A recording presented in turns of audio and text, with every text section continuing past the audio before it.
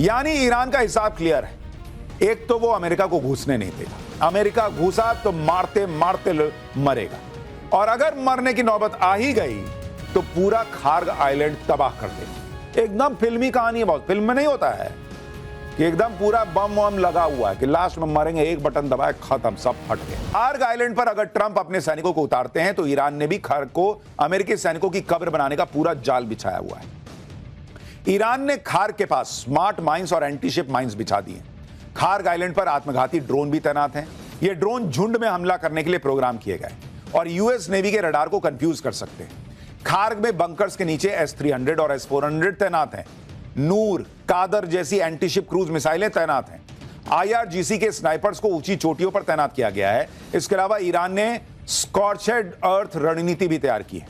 द्वीप हाथ से निकलता देखकर यह रणनीति काम आएगी। इस रणनीति में हार होने पर हर उस चीज को नष्ट कर दिया जाता है जो दुश्मन के काम आ सकती है। अगर ऐसा हुआ तो तेल के कुओं और टर्मिनल को ईरान खुद उड़ा देगा और पूरा खार्ग आइलैंड आग के गोले में तब्दील हो जाएगा। यानी ईरान का हिसाब क्लियर है।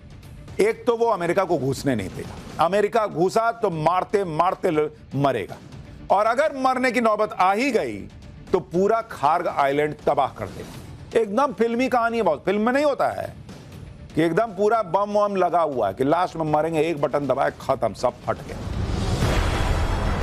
ईरान जंग में हो रहे खर्चे ने भी ट्रंप को खार्ग पर बड़ा स्टेप उठाने के लिए मजबूर कर दिया है। ऐसी खबरें भी वेस्टर्न मीडिया में छाई हुई है। आकलन ये भी किया जा रहा है कि अमेरिका ईरान के इस द्वीप को इसलिए भी हथिया लेना चाहता है ताकि एक पंथ कई काज साधे जा सके। ट्रंप के समर्थकों का मानना है कि खार्ग पर कब्जा करके उसकी इमेज बिल्डिंग की जा सकती है। वेनेजुएला की तरह खार्ग भी अमेरिका का आर्थिक बोझ कम करने में मदद कर सकेगा और फिर ईरान की अर्थव्यवस्था की रीढ़ तोड़कर उसके मिसाइल प्रोग्राम को रोकने में मदद मिलेगी। इजराइल भी ईरान की इस लॉन्ग टर्म गेन वाली स्ट्रेटजी को ध्वस्त करने की मंशा रखता है और ईरान के इंफ्रास्ट्रक्चर को डैमेज कर यही इरादे उसने जाहिर भी किए हैं।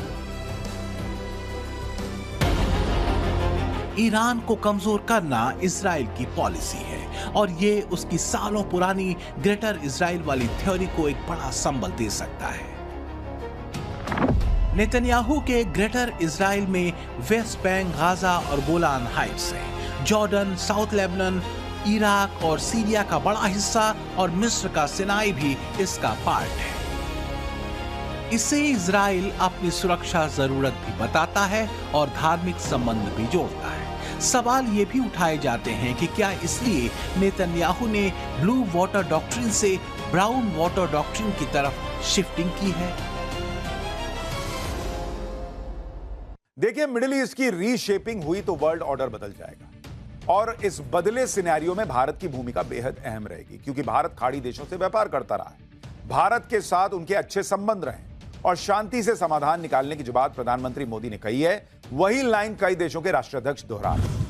हम गल्फ के सभी देशों के साथ लगातार संपर्क में हैं।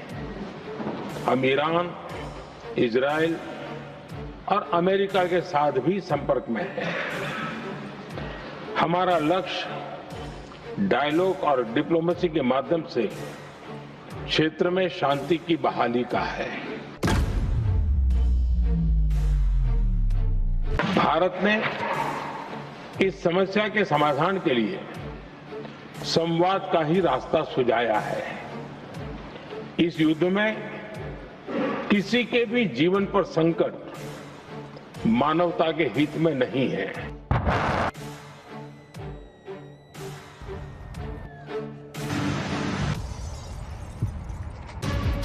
प्रधानमंत्री नरेंद्र मोदी ने जो चिंता ईरान युद्ध को लेकर संसद के समक्ष रखी, वही मुद्दा मिडिल ईस्ट के राष्ट्राध्यक्षों से हुई बातचीत में उठाया। फिर चाहे सऊदी अरब हो या यूएई, बहरीन हो या ओमान, कतर हो या कुवैत, खाड़ी के तनाव को कम करवाने के मकसद से मोदी ने पश्चिम एशिया के नेताओं से लगभग 2-2 बार टेलीफोनिक कम्युनिकेशन किया। एक दफे अमेरिकी राष्ट्रपति डोनाल्ड ट्रंप से भी मोदी की ईरान जंग को लेकर लंबे दौर तक चर्चा हुई। मोदी की इसी महती भूमिका को देखते हुए ईरान के राष्ट्रपति ने मदद मांगी। पेजेकिशियन ने मोदी से अमेरिका और इजराइल के हमले रुकवाने को कहा।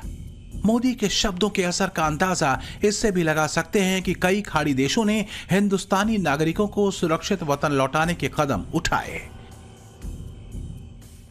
सभी राजनीतिक दलों से भी आग्रहपूर्वक कहना चाहता हूं, विनती पूर्वक कहना चाहता हूं, इस प्रकार के संकट में ऐसी बातें करने से बचें जो देश के लिए नुकसानदायक है, जो भारतीयों के हक में है, जो भारत के हित में है, वही भारत सरकार की नीति और रणनीति है। इस वॉर को प्रधानमंत्री ने न सिर्फ मानवीयता के लिए खतरा बताया, बल्कि दुनिया को बड़े एनर्जी क्राइसिस से आगाह भी किया।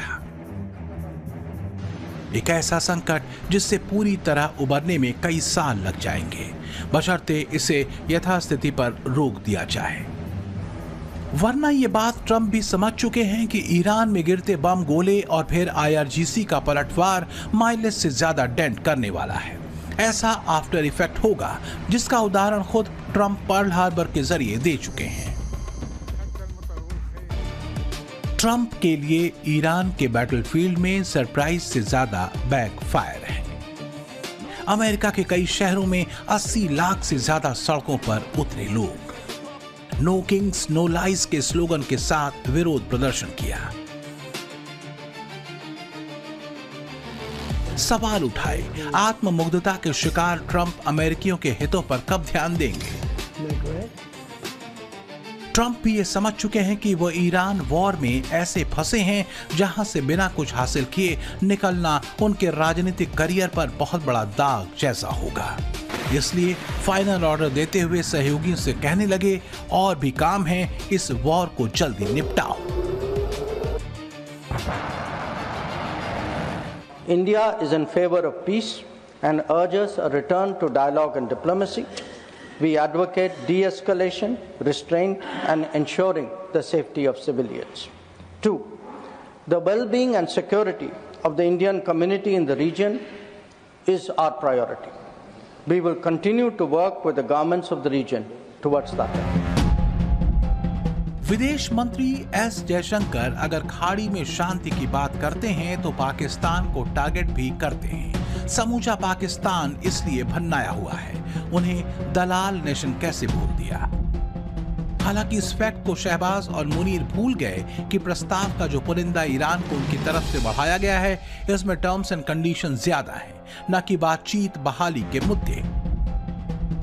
इसलिए पाकिस्तान में चल रही 3 देशों के विदेश मंत्रियों की बैठक में न तो ईरान का प्रतिनिधि पहुंचा और न ही अमेरिका और इजराइल का। जो पाकिस्तान भारत के हाथों कई बार पिट चुका है, अफगानी लड़ाकों से भी मार खा रहा है, जिसकी सेना मुल्क के अंदरूनी विद्रोहों को शांत नहीं कर पाती, भला वो अमेरिका और ईरान के बीच मीडिएटर का रोल कितना निभा पाएगा? यह डाउट सिर्फ हमें या आपको नहीं है, बल्कि पाकिस्तानियों को भी है, बल्कि दुनिया भर के कई लोगों को हैरत हो रही है देखकर। चीन भी पाकिस्तान को शक की नजर से देख रहा है। किस तरह ट्रंप की चापलूसी के चक्कर में चीन से दगाबाजी कर रहा है पाकिस्तान, यह सबको दिख रहा है। इसलिए मैं कह रहा हूं कि ईरान, इजराइल और अमेरिका के बीच जिस पॉज से आगे का जिक्र हो रहा है, वो मुनीर को ऐसी मुसीबत में डालने वाला है जहां वो या तो ईरान का बुरा बनेगा या फिर सऊदी से बैर लेगा, और ये दोनों ही स्थितियां पाकिस्तान के लिहाज से ठीक नहीं होंगी। ठीक 6 महीने पहले पाकिस्तान और सऊदी अरब के बीच डील हुई थी। इस डिफेंस डील का एक सार ये भी था कि दोनों मुल्कों में से किसी पर हमला हुआ तो एक दूसरे की मदद करनी पड़ेगी।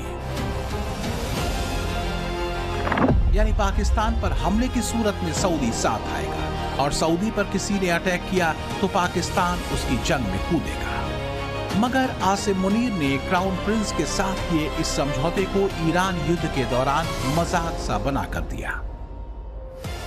तेहरान ने सऊदी में मौजूद अमेरिकी बेस को निशाना बनाया, कुछ रिहायशी इलाकों को भी टारगेट किया। मिडिल ईस्ट के सबसे सेफ कंट्रीज में शुमार सऊदी की इस धुआं होती तस्वीर को मुनीर और शहबाज सिर्फ दूर से देखते रहे। पाकिस्तान को मालूम था कि उनके लिए ये हाथ जलाने से ज्यादा कुछ भी नहीं। इसलिए कहा जा रहा है कि पाकिस्तान का इस्लामिक नेटो वाला फार्मूला गठन से पहले ही खत्म होता दिख रहा है। उसके मुस्लिम ब्रदरहुड वाले मंसूबे पर पानी फिर गया है। मुल्ला मुनीर के पास सिवाय अमेरिका की चापलूसी करने के कुछ और नहीं बचा। ईरान अगर ट्रंप के वादों पर एतबार नहीं करता है तो फिर पाकिस्तान का क्या होगा?